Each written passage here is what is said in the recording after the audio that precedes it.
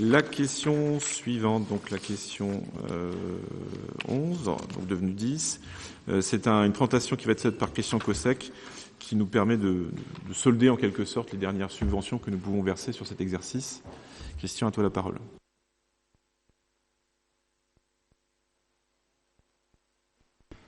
C'est bon. Donc là, c'est une série donc de subventions, quelques-unes exceptionnelles pour l'année particulièrement, d'autres qui sont des ajustements et certaines qui sont dans des demandes régulières, mais qu'on ne verse qu'à ce moment-là de l'année.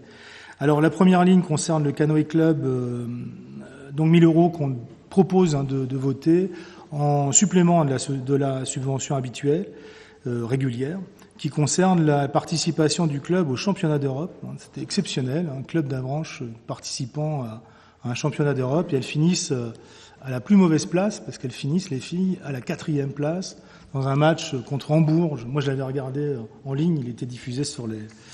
Et voilà, Avranches-Hambourg, sur le panneau, c'était quand même très très beau, je trouve, pour un match sportif. Donc voilà, 1 000 € qui sont proposés pour le Canoë Club. Pour le financement, c'était en Sicile. Et donc, il fallait de l'avion forcément pour transporter tout ça. Donc, ils nous ont fait une demande de participation.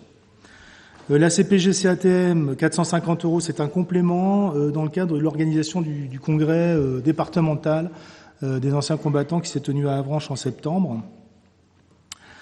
Aime la vie, aide la vie, c'est un complément. Enfin là, Thierry pourra en dire un peu plus.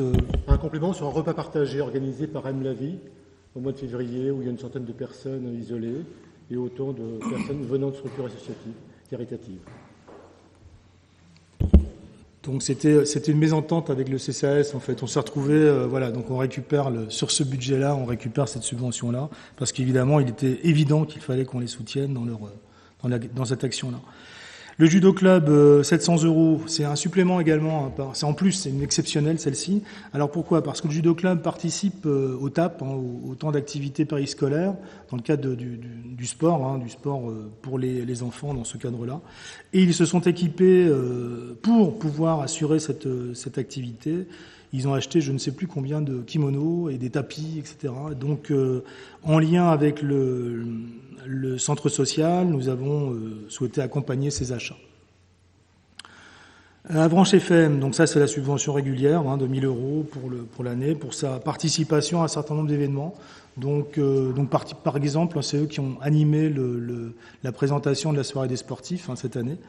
Mais c'est pas une contrepartie, c'est la subvention régulière qui est faite pour cette activité d'archivage et de mémoire en tout cas, parce que le jour où, dans quelques années, on retrouvera toutes ces interviews et tout ce qui a été mené, je pense qu'on se régalera à les écouter. Alors là, à chaud, évidemment, ça n'a pas le même intérêt, mais je pense qu'après quelques années, on redécouvrira sans doute tout ce travail de collectage, d'interviews qu'il mène. Music Easy, donc c'est l'association qui organise l'after Fête de la musique qui s'est tenue. Alors pour le coup cette année c'était en août, donc c'était très loin après la Fête de la musique. Mais donc ça, les 2 000 €, c'est la subvention qu'ils ont sollicitée et qui leur permet en partie, parmi toutes leurs recettes, d'organiser cet événement qu'ils appellent l'after Fête de la musique. Donc en principe on va vers une 4e édition en 2020. Enfin, l'USA, c'est le solde. Vous savez, on a séparé la subvention totale de l'USA en 2 parties. C'est une subvention de 130 000 € au total. Une partie a été versée sur la partie sportive, on va dire, de cette subvention. Et donc, on solde dans la 2e partie ici, qu'on a qualifiée en fait dans l'organisation d'événements. C'est-à-dire que donc ça s'élève à 85 000. Alors, c'est un découpage qui est un peu artificiel en réalité, mais ça nous permet de ne pas forcément verser tout d'un coup.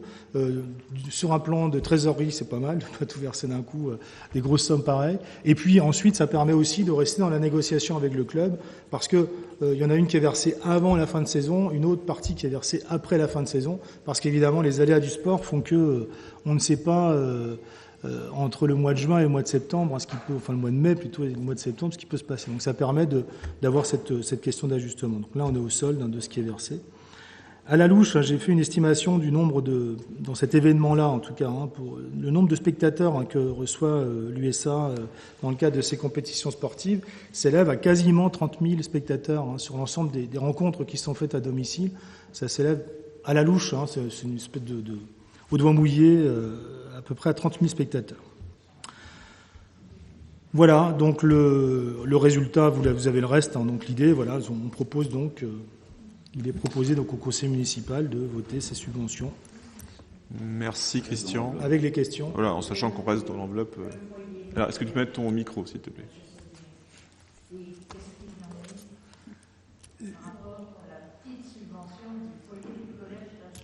Oui, alors je répète pour que tout le monde entende, c'est la question sur le foyer socio-éducatif du collège de la Chaussonnière, qui nous est arrivé il y a 3 semaines, à peine, 15 jours. Donc un jour, et en fait, moi j'ai vu le demandeur, je l'ai vu ce week-end, j'en ai parlé avec lui et je lui ai dit que là, comme on avait calé en fait ce conseil municipal, il aurait fallu repréparer ça, donc on le passera, je lui ai dit, au budget 2020. C'est une subvention de 250 €. Voilà, donc je lui ai proposé de la passer en 2020, il ne s'est pas opposé à cette proposition. D'ailleurs, je pense que Jocelyne, à travers que vous avez fait, va abonder en avance, et puis on récupérera après. Il y a ce qu'il faut. Non, mais c'est vrai, on pense en effet aux enseignants qui portent le projet, mais en effet, il faut que nos partenaires associatifs s'adaptent à nos calendriers et surtout au rythme des commissions qui permettent d'examiner les demandes. C'était aussi la ville de Saint-Martin subventionnait le foyer socio-éducatif du collège, ce que ne faisait pas la ville d'Avranches pour les foyers socio-éducatifs des collèges. Donc effectivement, je pense qu'il y a eu aussi, parce que dans la liste, en fait, chaque année, je vois la liste, je vois les demandes qui arrivent, et puis il y a certaines demandes qui ne m'arrivent pas. Dans ce cas-là, je me permets de solliciter certaines associations en leur disant « Vous n'auriez peut-être pas oublié de faire votre demande en temps et en heure », pour éviter que certaines se trouvent un peu en difficulté. Mais là, sur cette somme, ça ne les met pas en difficulté particulièrement. Voilà. Merci de ces précisions. Y a-t-il d'autres remarques ou des questions sur les propositions qui sont faites ce soir? A priori, c'est clair pour tout le monde. Donc, je vous propose de passer au vote. Y a-t-il des votes contre? Je ne vois pas de main se lever. Des abstentions, peut-être? Pas plus de mains. Écoutez, unanimité pour cette question numéro 11 devenue 10.